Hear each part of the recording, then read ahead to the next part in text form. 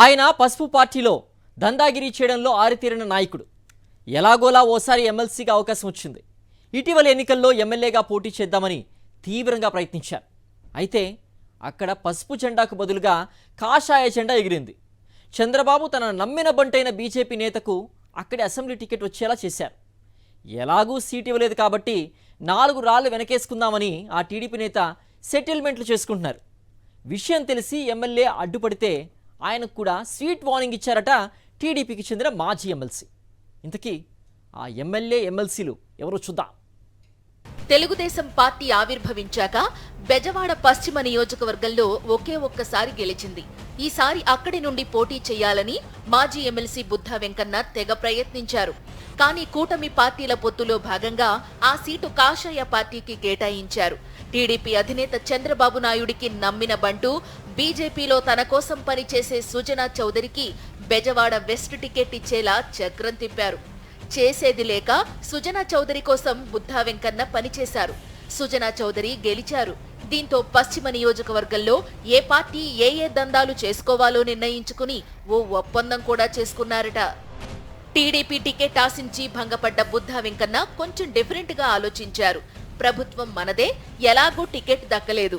గెలిచిన BJP MLA Sujana Chowdary నియోజకవర్గంలో పెద్దగా అందుబాటులో ఉండరు. ఇక మొత్తం దున్నేద్దామనే ప్లాన్ వేశారట. కట్ చేస్తే బుద్ధా వెంకన్నను సుజనా చౌదరి ఎక్కడా వేలు పెట్టనివ్వడం లేదనే టాక్ నడుస్తోంది. తాను చెప్పిన వారికే పనులు చేయాలని సుజనా చౌదరి అధికారులందరికీ బహిరంగంగానే చెబుతున్నారట. ఇటీవల దుర్గగుడిలో అధికారులతో రివ్యూ సమావేశం నిర్వహించిన సుజన కూటమి పార్టీల నుంచి ఎవరు ఏం చెప్పినా తనకు చెప్పకుండా చెయ్యొద్దని వారిని ఆదేశించినట్లు సమాచారం.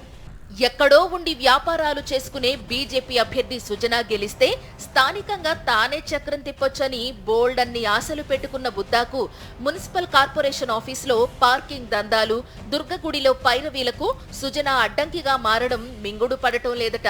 దీంతో తమకు పట్టున్న నియోజకవర్గంలో తమకు అవకాశం ఇవ్వకుండా ఏమి చేస్తారో చూస్తానంటూ బుద్దా అండ్ బ్యాచ్ రగిలిపోతున్నారట.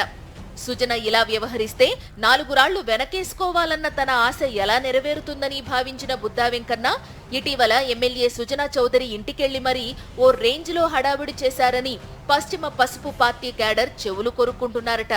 మేం పని చేస్తేనే మీరు గెలిచారు. కార్పొరేషన్, దుర్గగుడి వ్యవహారాల్లో అనవసరంగా జోక్యం చేసుకోకండి, నా దందాల జోలికి రాకండని సుజనాకు స్వీట్ వార్నింగ్ ఇచ్చేశారట.